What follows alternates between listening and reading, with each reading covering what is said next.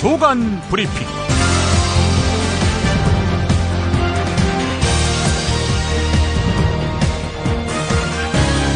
2016년 1월 15일 금요일입니다. 오늘은 빅터 차 미국 조지타운 대학 교수의 오바마 국정연설에서 북한이 빠진 이유란 제목의 중앙일보 칼럼을 소개하면서 시작하겠습니다. 북한은 핵실험을 4번 했다. 그중 3번을 오바마 대통령 임기에 실시했다. 오바마 대통령은 올해에는 북한 핵실험은커녕 아예 북한을 언급조차 하지 않았다. 무슨 의미일까? 우선 전략적 인내 정책과 부합한다는 해석이 있다. 이 전략은 북한이 도발하면 나중에는 협상한다는 악순환의 고리를 깨려고 한다. 미국의 관심을 끌겠다는 시도에 일일이 반응하지 않겠다는 것이다. 그래서 오바마는 의도적으로 북한을 무시했다는 것이다. 그는 주목받고 싶어하는 평양의 갈망을 외면했다. 두 번째 주장에 따르면 전략적 인내가 아니라 국정연설의 성격 때문에 북한이 빠졌다는 것. 즉 전통적으로 국정연설은 외교 정책보다는 국내 정책을 주요 내용으로 삼는다. 연설의 대상은 세계인이 아니라 미국 국민이다. 세 번째 이론에 따르면 미국 아젠다의 우선순위에서 북한은 뒤로 밀린다. 오바마 행정부는 이슬람 국가 즉 IS, 건강보험개혁, 우크라이나, 남중국 해 등의 주요 문제에 신경 쓰느라 북한 문제를 진지하게 생각할 겨를이 없다. 북한의 4번째 핵실험에도 불구하고 말이다. 이 3가지 이론에는 각기 일리가 있다. 이제 4번째 이론을 제시하겠다. 오바마 행정부는 북핵 문제를 지극히 중시한다. 하지만 7년에 걸친 노력 끝에 오바마는 임기 마지막 해에 북한 문제의 돌파구를 찾을 수 없을 것이란 사실을 받아들이게 됐다. 북한이 빠진 이유는 희망이 사라졌기 때문이다. 막판에라도 이란, 쿠바, 미얀마에서 성취한 외교적 돌파구를 만들 수 있다는 희망을 결국 버린 것이다. 그래서 언급할 필요를 느끼지 못했다. 믿기지 않는가? 오바마 대통령의 2013년 국정연설을 살펴보자. 오바마는 북한의 3번째 핵실험을 상당한 정도로 중시했다. 이런 의미에서 2016년 국정연설에서 북핵이 빠진 것은 미국 행정부의 분노가 아니라 슬픔이 반영된 것이다. 임기 마지막 해에 외교적 타결이 가능할지 모른다는 희망이 완전히 사라졌다는 데서 오는 슬픔이다. 과거의 전례에 따르면 북핵 실험에 대한 비난에 이어서 평양이 만약 올바른 선택을 한다면 평화와 외교의 길이 열려있다는 대목이 나왔을 것이다. 내가 보기에는 오바마가 그렇게 하지 않기로 선택한 이유는 그가 북한을 포기했기 때문이다. 네, 이런 분석입니다. 제가 봤을 때 가장 설득력 있는 분석입니다. 광고 듣고 오겠습니다. 정말 맛있다. 이 말 한마디면 모든 게 설명됩니다. 30년 전통 자연의 이로움을 담은 김치, 이담채 김치. 1544-4586 1544-4586. 술자리 많은 요즘 3차까지 달린 당신을 위한 필수품 전창걸의 새싹 땅콩차. 이제 속쓰림은 잊으세요. 070-8635-1288 070-8635-1288. 수면 무호흡, 심한 코골이 이제 걱정 마세요. 여행, 군생활, 찜질방에서도 확인된 코골이 방지기구 코골이 119 1566-0783 1566-0783.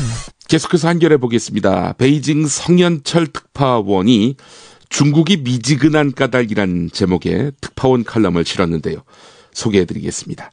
북한의 4차 핵실험은 베이징 외교가의 전망을 깨는 것이었다. 외교가 안팎에서는 한 달 전에 모란봉 악단 철수라는 단발성 악재에도 불구하고 북중 관계가 개선 국면에 돌아섰다는 분석이 많았다. 김정은 제1비서의 방중이 연내 실현될 것이라는 관측도 있었다. 4차 핵실험은 모든 게 오판이었음을 증명했다. 중국은 2013년 2월 3차 북핵 실험 뒤 한미와 나름 보조를 맞췄다. UN 안전보장이사회 제재에 동참했고 북한과는 고위급 교류를 중단했다. 비핵화를 한반도 정책의 우선순위에 올렸다. 북중 관계는 얼어붙었다. 중국은 4차 핵실험 때 북한으로부터 사전 통보를 받지 못했다. 그런데 이번에는 중국이 대북 제재에서 더 나가지 않으려고 한다. 여기엔 지난 3년의 주변 정세 변화에 대한 중국 나름의 평가가 담겨 있는 것 같다. 중국 안에서는 미국이 전략적 인내를 핑계로 해서 북한과 대화도 거부한 채 북핵을 방치하고 중국 봉쇄가 목적인 아시아 회귀 전략에 이용했다. 미국은 한미 연례 군사훈련을 줄이는 정도의 성의조차 보이지 않았다. 라는 인식이 강하다. 중국에서 미국은 학업, 즉 북핵 해결에 뜻이 없다는 말까지 나온다. 중국엔 왜 우리가 굳이 북핵 문제를 도맡아야 하는가? 과연 무슨 득이 있는가라는 회의감이 팽배한 것 같다. 중국은 문제를 만든 당사자도 해결의 열쇠를 쥔 나라도 아니다라는 중국 외교부의 발언은 이런 정서를 반영한다. 북한을 상대로 한 더 강도 높은 압박은 중국 국익을 훼손할 것이라는 인식도 강하다. 북한이 붕괴해서 대규모 난민이 동북 삼성에 밀려들고 주한미군이 북한에 주둔하는 시나리오는 중국으로서는 최악이다. 북한이 완전히 중국의 등을 돌리는 적대 관계가 되는 것도 원치 않는다. 한미일이 내심 바라는 대북 송유관 차단은 중국으로서는 중국과의 영원한 관계 단절과 적대 관계 전환이라는 치명적인 위험성을 가진 최후의 선택지다. 미국의 아시아 회귀 전략은 중국으로 하여금 북한의 지정학적 가치를 되새기게 하는 그런 계기로 작용한다. 한미일 동맹이 강화되면 될수록 중국은 북한을 내치기 어렵게 된다. 중국이 고립되기 때문이다. 한중국 외교소식통은 중국이 북한 체제를 흔들지 않으면서 아프게 하는 수준의 대북 제재를 고심하고 있을 것이라고 했다. 한미일은 움직이지 않으려는 중국이 야속할 법하다. 그러나 국익을 손상하면서까지 남의 나라 요구에 응할 나라는 지구상에 존재하지 않는다. 이렇게 끝납니다. 근데 우리 정부 사드 도입 이런 얘기하고 있죠. 사드 도입하면은 중국을 자극하는 거 아닙니까? 예, 중국을 달래서 대북 제재에 동참시킬 그런 방법을 강구해야 할 때 중국을 자극한다? 이게 외교를 안 하겠다는 뜻이죠. 한마디로 얘기해서. 그런 의미에서 홍현익 세종연구소 수석연구위원의 중앙일보 한반도 워치칼럼 북한 핵실험 도발 이제라도 합리적으로 대응해야 이 제목의 칼럼을 정독해 보겠습니다. 북핵 문제를 해결하려면 정부가 이제라도 합리적인 정책을 펼쳐야 한다. 북한의 핵실전 능력 보유를 반드시 막아야 한다는 의지와 소명의식을 가지고 창의적인 외교 주도력을 발휘해야 한다. 미국과 힘을 합쳐도 북한 무역의 90%를 차지하는 중국을 실질적인 대북 무역 제재에 동참시키지 못한다면 최대한 효과적인 대북 제재를 가하면서 북한과 핵 협상을 재개해서 우선 핵 개발을 동결시켜야 한다. 협상 성공의 관건은 미국뿐 아니라 중국도 동의하는 북한 핵 포기 보상안과 북한이 그 제안을 거절할 경우 중국과 함께 시행할 가혹한 대북 제재안도 만드는 데 있다. 이 두 개의 안을 한미 중 3국이 공동으로 북한에 건네주고 김정은의 선택을 압박해야 한다. 물론 북한이 이미 핵능력을 보유했으므로 그 포기 대가에는 한반도에서의 재래식 군사력 균형과 북한 안보에 대한 국제적 보장이 포함되어야 할 것이다. 다시 말하자면 북핵 문제 해결과 함께 한반도 평화체제 구축이 동시에 타결되고 시행되어야 한다는 것이다. 그러니까 북한으로 하여금 너희들 정권 흔들지 않을게, 흡수 통일 혹은 침략 통일 안 할게, 이렇게 약속을 해야 한다는 것입니다. 칼럼 계속 읽어보겠습니다. 북한은 이번 협상이 실패하면 북한이 핵실전 능력을 확보할 것이란 절박한 위기의식을 가지고 임해야 할 것이다. 정부는 현 남북관계가 정부 정책인 한반도 신뢰 구축과 통일 대박론에서 상당히 괴리를 보이고 있고 미일 대 중러 간 대립적인 신냉전 질서가 구축되는 양상으로 될 수 있다는 문제의식을 가져야 한다. 이런 맥락에서 정부가 임기 중에 남북 간의 신뢰를 구축하고 평화 통일의 기반을 구축하지는 못하더라도 적어도 남북 간 정면 대립하는 국면에 처하는 것은 피해야 할 것이다. 우리는 현재 남한의 경제력이 북한의 40배지만 북한이 대량 살상 무기를 보유하고 오히려 우리를 위협하고 있는 역설적인 현실에 직면해 있다. 따라서 북한의 도발을 사전에 예방 억지하고 즉각적으로 적절히 응징해 도발하면 결국 자기만 손해다라는 학습 효과를 줘야 한다. 또한 우리가 먼저 북한을 자극해서 북한의 인내심을 시험하는 것은 지혜롭지 못하다. 이런 내용입니다. 국가안보보다도 정권안보에 더 혈안인 박근혜 정부. 이번엔 또 이런 꿍꿍이를 드러내고 있네요. 경향신문 보겠습니다. 경찰이 집회 시위 무력화 수단으로 인체에 유해한 저주파 음향기를 도입하겠다는 내용이 담긴 미래 비전을 발표했습니다. 시위대를 괴롭히는 게 미래 비전이군요. 경찰의 미래 비전. 경찰은 지난해 창설 70주년을 맞아서 카이스트 미래전략대학원에 맡긴 연구 용역 결과를 바탕으로 작성한 경찰 미래 비전 2045를 통해서 불법 폭력 집회, 불법 폭력 시위 대응 장비로 시위대를 무력화시키기 위한 저주파 음향기, 초음파 위상 배열 음향기를 도입하겠다고 밝혔습니다. 이 보고서는 저주파 음향기에 대해서 인간이 20Hz 이하의 주파수에 강한 음향에 놓이게 되면 속이 울렁거리거나 심리적 불안 등으로 무력화되는 점을 이용한 것이다. 이렇게 밝혔는데 이 기기가 인체에 유해하다는 점을 알고도 도입 필요성을 역설한 셈입니다. 경찰이 오남용할 가능성이 크다는 우려가 나옵니다.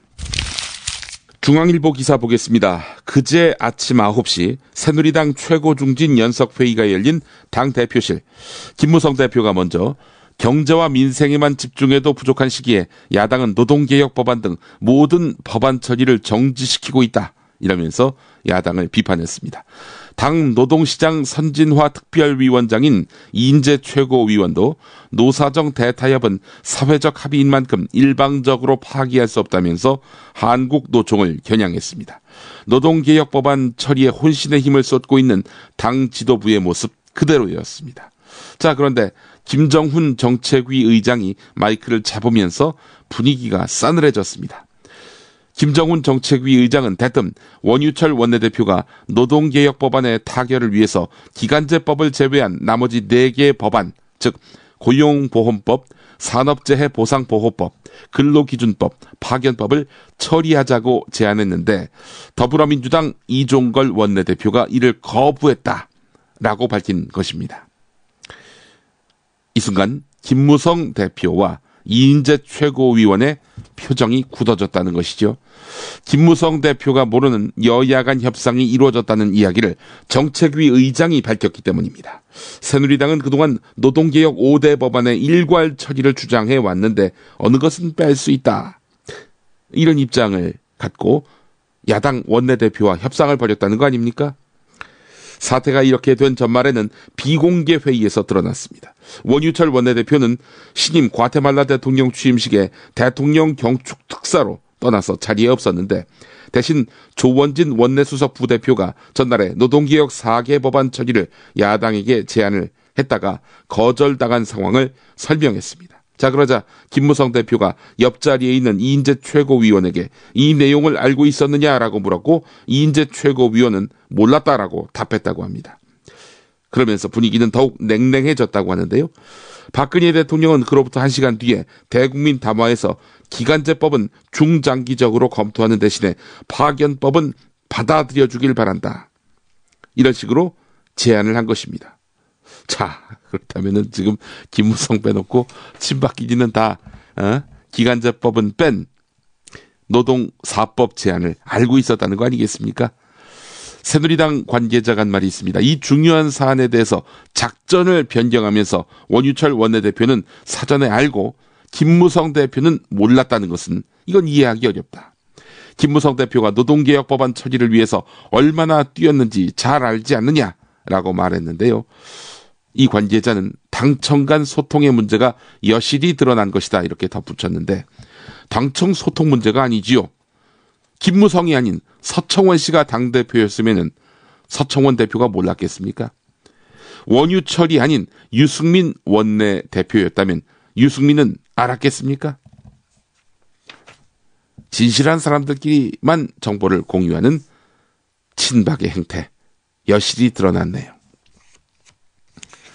조선일보의 속보이는 사설, 제목은 이렇습니다. 한상진의 이승만 박정희 평가.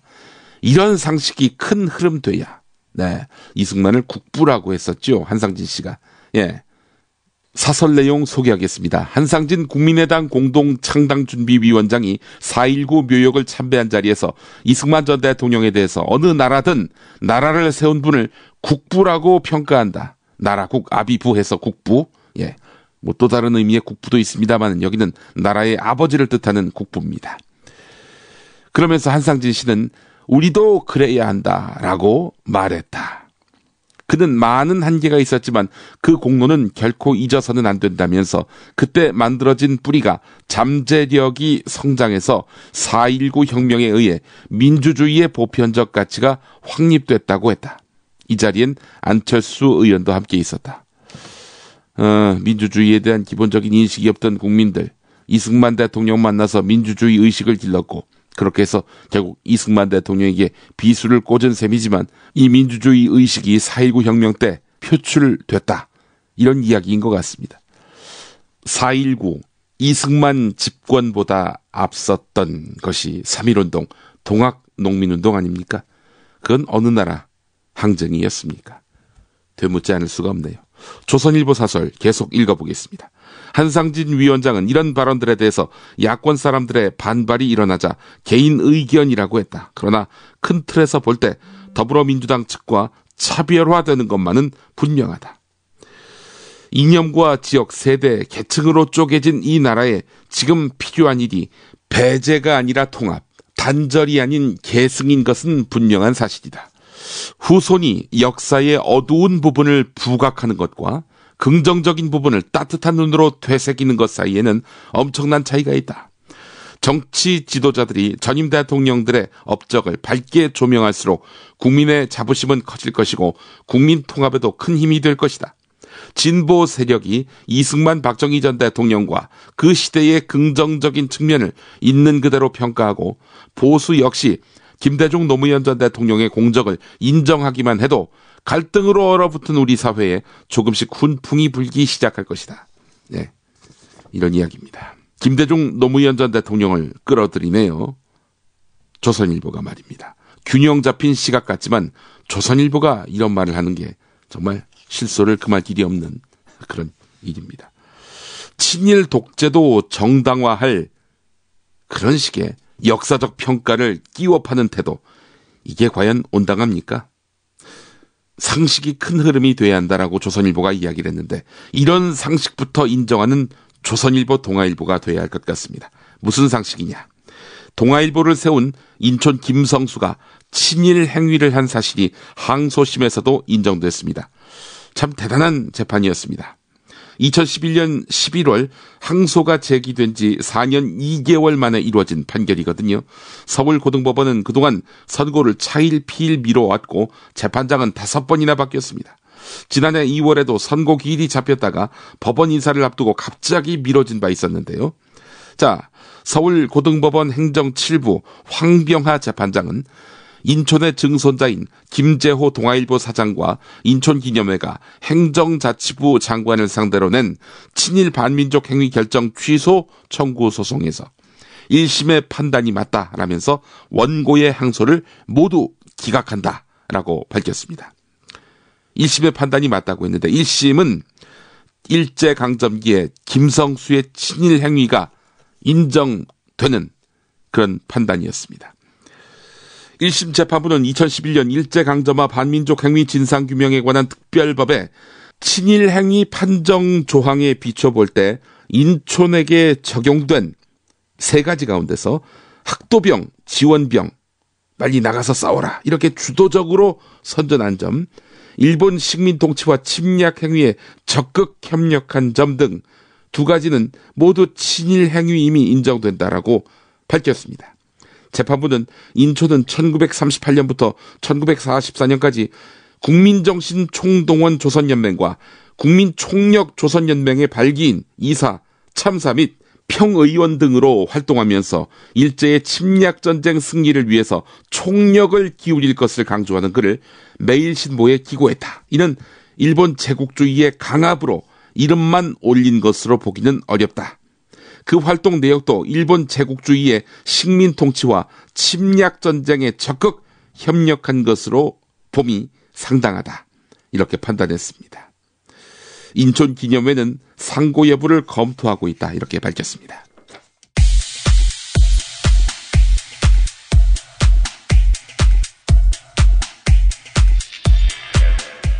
더 이상 추가적인 논란을 벌일 시간이 없습니다.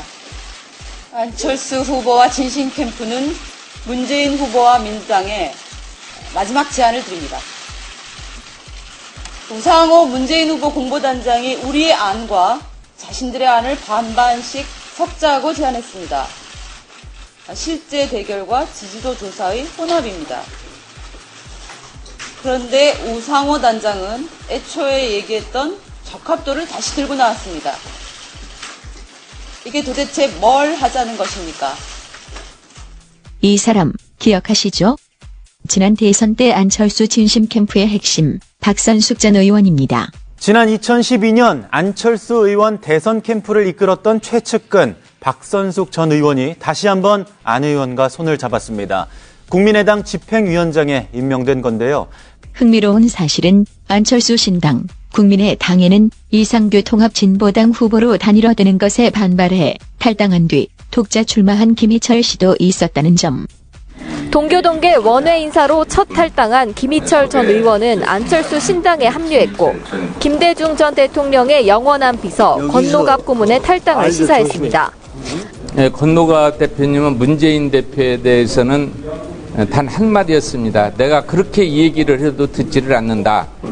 이런 말씀만 제게 하셨습니다. 지난 19대 총선 당시 김희철 씨에 대해서 박선숙 전 의원은 뭐라고 했을까? 박선숙 전 의원은 당시 민주당 사무총장이었는데 저는 오늘 민주통합당의 사무총장의 자격으로 관악 을지역의 야권 단일 후보 이상규 후보를 야권 단일 후보로서 승리의 길로 이끌어 주십사 부탁드리러 왔습니다, 여러분. 이상규 후보가 바로 우리 후보입니다. 이 동네에 요즘 노란색 옷 입고 다니는 후보가 한 분 있다죠? 그분 우리 후보 아닙니다. 속지 마세요. 오랫동안 민주당을 지지해 오신 많은 지지자분들께 정말 간곡하게 말씀드립니다. 이상규 후보가 관악을의 민주당 후보라고 생각해 주십시오. 저희 민주당의 몸을 담았으나 야권 단일 후보 선출의 과정에서 그 대의를 헌신짝처럼 버리고 저나 저희 당의 박지원 최고위원이 절대 탈당은 안 된다고 끝없이 만류했음에도 불구하고 당을 버리고 떠난 분이 계십니다. 이 지역에서 무소속으로 출마한 김희철 후보는 더 이상 민주당이 아닙니다. 그분은 자신의 손으로 당을 버렸습니다. 당을 버린 그분이 민주당을 입에 담는 것에 대해서 그것은 있을 수 없는 일입니다. 아무리 오랫동안 당을 아껴왔다고 해도 당을 버린 분은 당도 버리겠습니다.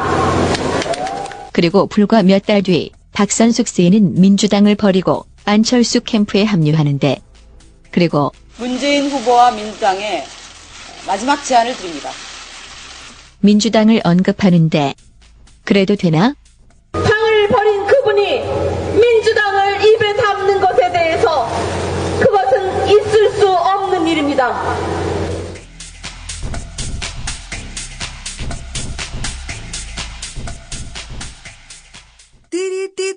재미있는 쇼핑몰 그런데 실생활에 굉장히 유용한 쇼핑몰 재미월드입니다. 어떤 제품이 있는지 궁금하시죠? 검색창에서 재미월드를 입력하세요. 재미월드. 참치의 맛은 좋은 참치가 좌우합니다. 구이동 대양 참치가 그렇습니다. 무한 리필에 더한 무한 감동. 직접 경험해보세요. 구이동 대양 참치 02-455-8087. 서울, 인천, 경기의 신축 빌라타임즈에서 알차게 전해드립니다. 튼실한 사진, 지도 정보에다 현장 답사 서비스, 허위 매물에는 100만원 보상까지. 빌라타임즈를 검색하세요. 살다 보면 꽃 주문할 일이 생깁니다. 1566-0263. 네이버에서 검색된 사이트보다 최대 2만원 싸게 해드립니다. 좋은 사람과 플라워 1566-0263. 잊지 마세요. 김용민이 전해드리는 조간 브리핑. 이른 아침 조간신문 핵심 기사를 훑어보는 시간, 김용민의 조간 브리핑. 월요일부터 토요일까지 매일 오전 7시대에 업데이트됩니다. 뉴스뿐 아니라 그 안에 숨은 맥락도 짚어드립니다. 중앙일보 보겠습니다. 김종인 전 새누리당 비상대책위원, 문재인 대표의 더불어민주당의 선거대책위원장으로 영입이 됐지요. 김종인 전 위원이 서울 광화문 사무실에서 중앙일보와 단독 인터뷰를 했습니다. 이런 식으로 가면은 야권이 절대 생존할 수 없다는 생각에 선대위원장직을 받아들였다, 이렇게 설명했는데요. 그러면서 문재인 대표가 수락 조건으로 나에게 전권을 넘기고 대표직을 내놓기로 약속했다, 이렇게 밝혔습니다. 김종인 전 의원은 2011년 청춘 콘서트 때 안철수 의원의 경제 멘토였는데요. 2012년에는 말씀드린 대로 새누리당 비상대책위원과 국민행복추진위원장을 맡아서 박근혜 대통령의 경제 멘토로서 대선 승리를 이끌었습니다. 그는 대한민국 초대 대법원장을 지낸 가인 김병로 선생의 손자인데요. 이런 질문도 있었네요. 안철수 의원의 국민의당에 대한 생각은 어떠한가? 안철수 의원이 대선 기반을 닦으려고 만든 당 아닌가? 창조적 파괴라면 뭔가 새로운 게 나와야 하는데 내용이 없다. 1963년 허정씨가 소속된 당이 국민의당인데 띄어쓰기만 다르다. 새누리당 김무성 대표는 180석을 얻겠다고 하는데, 이렇게 또 기자가 물어보니까요. 3당 합당으로 218석을 보유한 민자당이 1992년 14대 총선을 치렀다. 당시 정보기관에서는 최소 180석에서 200석을 얻는다고 했다. 하지만 결과는 민자당이 149석으로 쪼그라들었다. 민주당이 97석, 국민당이 31석인가를 얻었다. 우리 유권자들이 한 정당에 180석 이상 몰아줄 정도로 호락호락하지 않다. 네, 이런 내용입니다. 국민일보로 가보겠습니다. 더불어민주당 문재인 대표가 공동선거대책위원장으로 김종인 전 청와대 경제수석을 영입했는데요. 국민회의 창당을 추진하고 있는 무소속 천정배 의원과의 통합 의사도 밝혔습니다. 통합을 위한 카드로는 대표직 사퇴 방안을 제시했는데, 천정배 의원이 주도하는 국민회의 내부적으로는 문재인 대표의 제안을 일축하지 않는 분위기이기 때문에 그동안 대립하던 양측의 통합이 본 궤도에 오를 가능성도 배제할 수 없게 됐다라고 국민일보는 풀이하고 있습니다. 문재인 대표가 대표직 사퇴까지 언급하면서 천정배 의원에게 러브콜을 보내는 이유는 호남 민심을 회복하기 위해서인데, 천정배 의원은 광주 지역 현역 의원인데다 호남 지역을 기반으로 세를 불려왔습니다. 동시에 문재인 대표는 백의종군 없이 호남의 지지를 얻을 수 없다는 생각도 한 것으로 보이는데요. 천정배 의원 측도 이 제안을 마냥 거부하기는 어려울 것으로 관측된다. 국민의당이 출범하면서 국민회의의 입지가 좁아진 것이 사실이다. 네, 이렇게 국민일보는 분석하고 있습니다. 국민일보와 통화를 한 모양입니다. 천정배 의원이 말이죠. 만약에 더불어민주당과 국민회의가 통합할 경우 더민주와 신당파 이렇게 나뉘어 짜여졌던 야권의 세력 지형이 급변하게 됩니다. 천정배 의원이 김종인 전 수석과 함께 공동선대위원장을 맡게 된다면 통합 효과는 더 커질 것으로 전망된다. 네, 국민일보는 이렇게 풀이했습니다. 한국일보에도 관련 기사가 있습니다. 더불어민주당의 한 관계자는 아직은 천정배 의원 측에 구체적인 제안을 하지는 않은 상태라면서, 그러나 지난해 양측이 통합을 위해서 낮은 수준에서 논의했을 때와 비교해 보면은 상황이 많이 달라져서 좀 더 깊이 있게 접근할 필요가 있다, 이렇게 밝혔다고 하는데요. 통합의 접점이 이렇게 해서 마련되는 건가요? 주목됩니다. 문재인의 다음 행보는 무엇일까? 네, 야권의 적대적인 조선일보는 이런 기사를 실었네요. 새누리당 강세 지역인 서울 강남 일대에서는 더불어민주당 문재인 대표와 전직 총리급 인사의 출마설이 나오고 있다. 한 새누리당 관계자는 보금자리 주택이 들어선 서초을에 최근 문재인 대표가 출마한다는 소문이 돌아 비상이 걸렸었다라면서 전직 총리급 인사가 국민의당 소속으로 서초갑에 출마할 수 있다는 얘기도 있다. 네, 이런 내용이 있습니다. 네, 정치 관련한 마지막 기사 칼럼 중에 박찬수 한겨레 논설위원회 권노갑 탈당 15년 전의 기시감, 네, 이런 제목의 칼럼이 있습니다. 소개해드리겠습니다. 우선 기시감, 어디서 많이 본 듯한 감, 이걸 의미하는 것이라는 점 말씀을 드립니다. 꼭 15년 전이다. 청와대 출입기자였던 2001년 연초에 정치권은 동교동기의 문제로 시끄러웠다. 연말에 재선의 정동영 의원이 민주당 최고위원회의에서 동교동계 2선 후퇴를 주장한 게 발단이었다. 사건만 터지면 여권 실세가 관련됐다는 얘기가 돈다라면서 권노갑 최고위원의 전횡을 정면 비판한 건 당시로서는 대단한 용기였다. 얼마 뒤에 권노갑 최고위원은 여론에 밀려서 물러났지만 새해 들어서 정치활동 재개를 둘러싼 논란은 끊이질 않았다. 그 무렵 권노갑 최고위원이 몰래 청와대에 들어와서 대통령을 만나는지 체크하는 게 기자들의 주요 일과였다.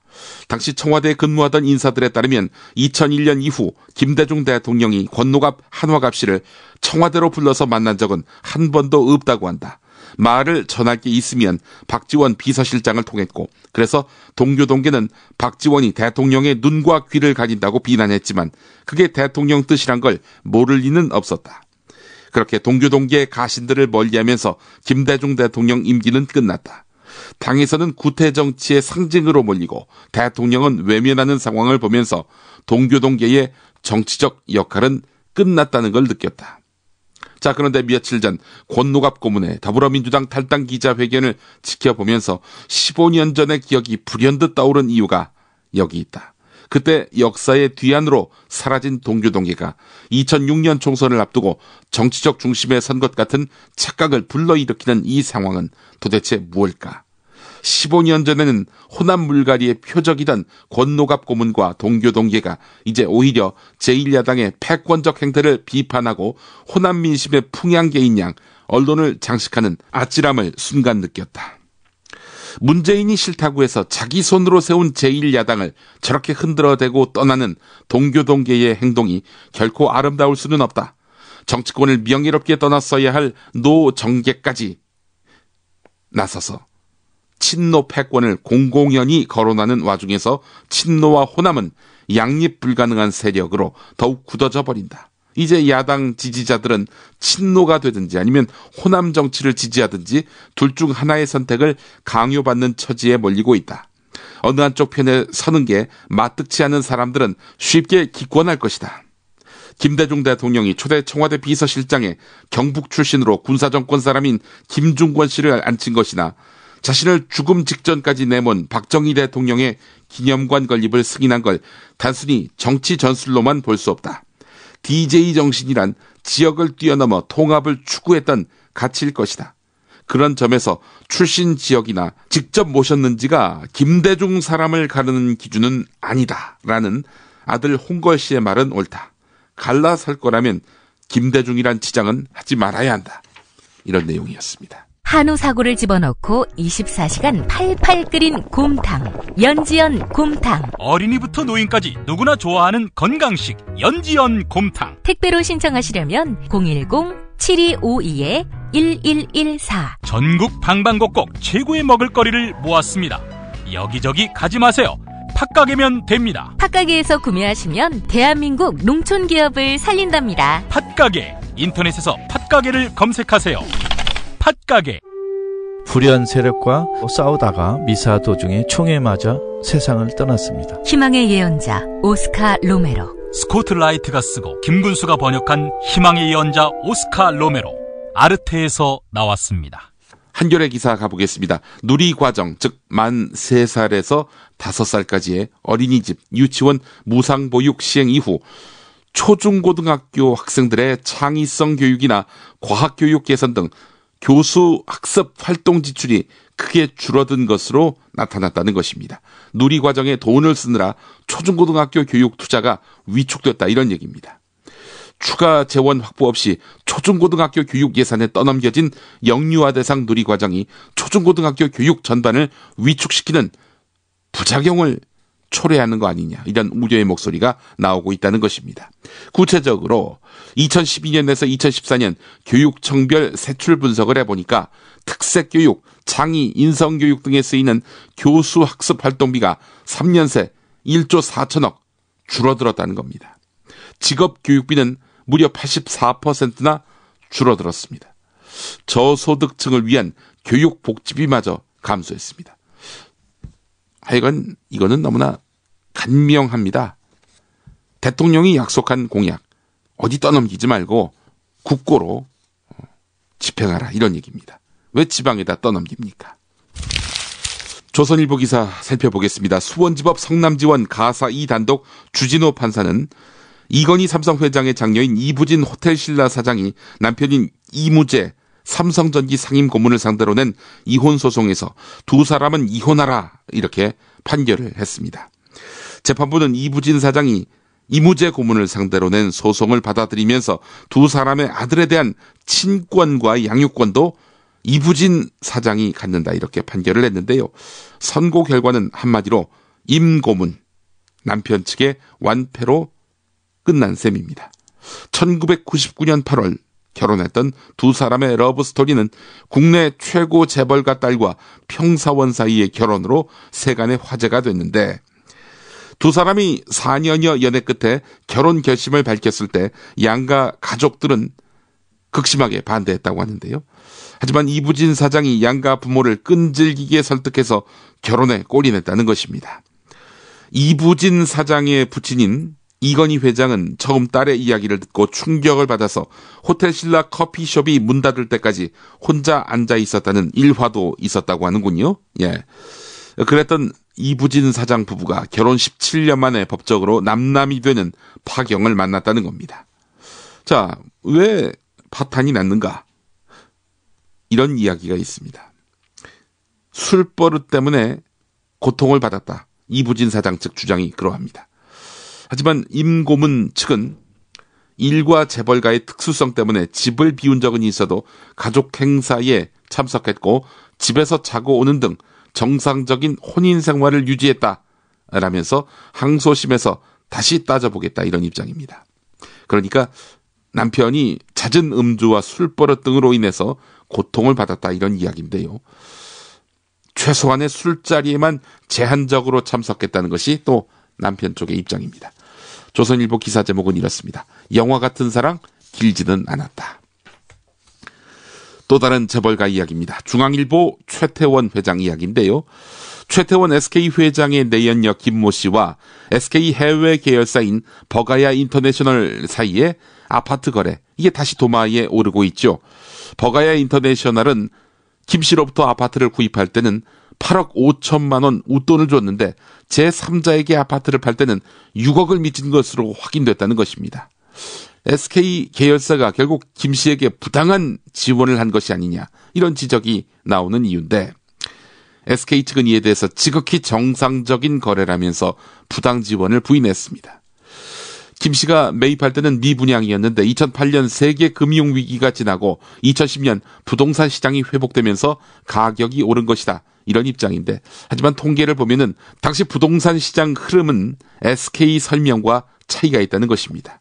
인터넷 등기소에 따르면은 김 씨의 옆집은 같은 규모인데도 SK 계열사가 김 씨로부터 매입한 가격과는 8억 6천만 원 차이가 있었다는 겁니다. 김 씨가 더 많은 이득을 챙겼다는 것이죠.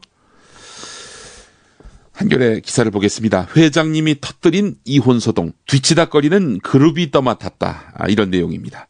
지난 연말 내연녀와 혼외 자녀를 두고 있다는 최태원 SK그룹 회장의 편지가 세계일보에 공개되면서 사회적으로 큰 논란이 일었는데, 재벌 회장이나 각계 고위층의 복잡한 여성관계나 두 집 살림이 물밑 소문으로 도는 일은 있었지만, 이렇듯 언론을 통해서 자발적으로 공개한 것은 전례 없는 일이었다는 것이지요.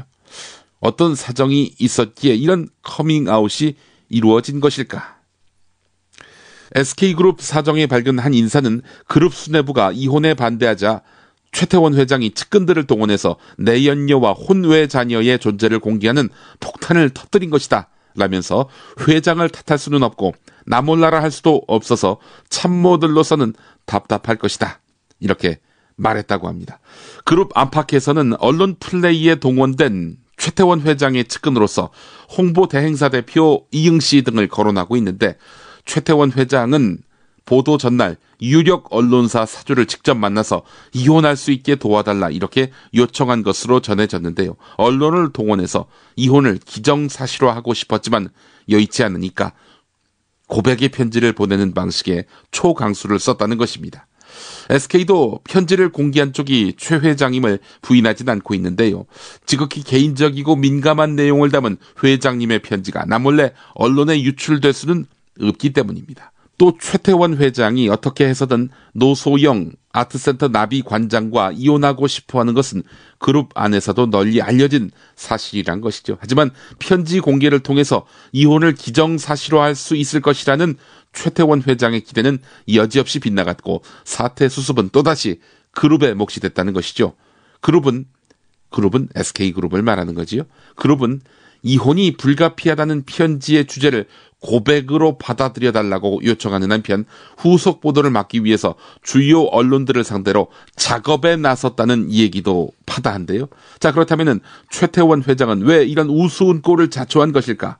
그룹 쪽은 독실한 신앙생활을 하고 있는 최태원 회장이 지금 같은 비정상적인 사생활에 대한 죄책감에서 벗어나기 위한 심경 고백이라고 말을 했는데, 하지만 회사의 한 관계자는 계열사 최고 경영자급에서는 내연녀와 딸의 존재가 다 알려져 있는 상태였다.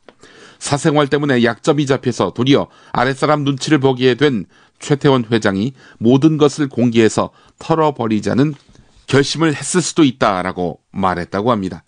이유야 어찌 됐건 간에 언론을 통해서 이혼을 기정사실화하려던 최태원 회장으로 인한 피해는 수많은 임직원과 기업이 떠안게 됐습니다.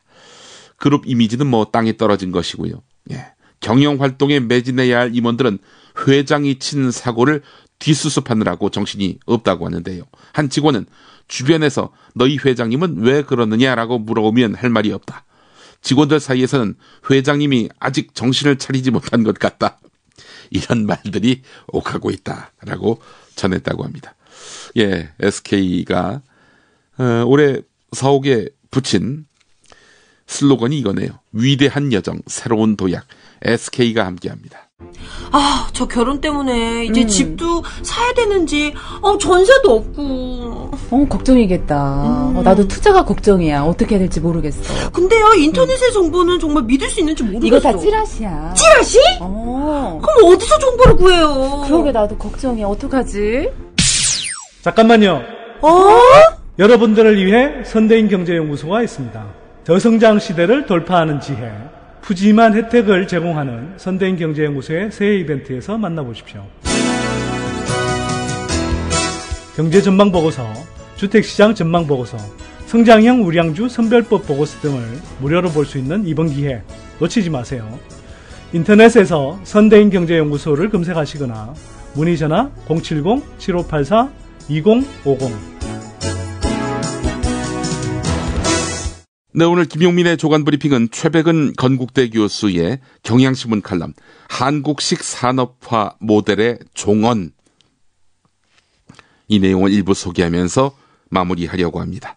소비절벽, 고용절벽, 인구절벽, 부채절벽, 수출절벽, 기업 성장절벽, 온갖 절벽에 갇힌 한국 경제가 생매장되기 직전이다. 절벽이 갈수록 늘어나는 이유는 정부 대책이 절벽을 부수기보다는 새로운 절벽을 만들고 있기 때문이다. 절벽에서 벗어나려면 반세기 이상 지속되는 한국식 산업화 모델의 수명이 다했음을 인정해야만 한다. 대기업의 성장성과 수익성이 빠르게 악화되고 있다. 대기업의 위기는 대외 경제 환경 악화보다 제품 경쟁력 약화에서 비롯한다는 점에서 일시적인 현상이 아니다. 공격적인 자유무역 협정 추진에도 불구하고 수출주도 성장 방식이 박근혜 정권이 탄생한 2012년부터 막을 내린 배경이다. 2000년 이후 연평균 10%에 달했던 수출 증가율은 2011년이 지나면서 연평균 1%로 곤두박질 쳤고 GDP에서 수출액이 차지하는 비중도 2012년 56.3%를 정점으로 하락하기 시작했다. 한국 경제가 절벽에서 벗어나기 위해서는 산업 체계의 전면적인 개편이 불가피하다. 지금 기업은 골목 상권 침탈, 목숨 걸고 다른 재벌 면세점 뺏기, 학교 앞 호텔 짓기, 이 같은 당장 살아남기 방식으로 대응하고 있다.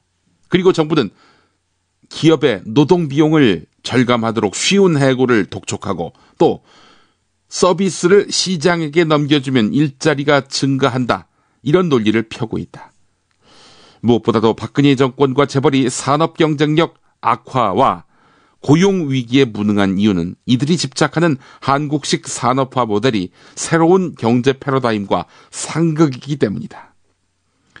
일본의 수출이 2007년 이후 하락한 이유가 강한 엔화 가치 때문이 아니라 일본 제품의 경쟁력이 없기 때문이라는 외신의 조롱을 외면해서는 안 된다. 박근혜 표 창조 경제의 결과가 명약관화한 이유다. 이처럼 절벽에 둘러싸인 한국 경제는 노동력을 소모품으로 취급하고 무한 경쟁만을 강요하는 한국식 산업화 모델과 그 압축판인 재벌 체제의 시효 만료를 의미한다. 청년들이 한국에서 못 살겠다고 떠나고 붕괴 후 새로운 시작이 필요하다라고 절규하는 배경이다. 네, 조간 브리핑 마치겠습니다.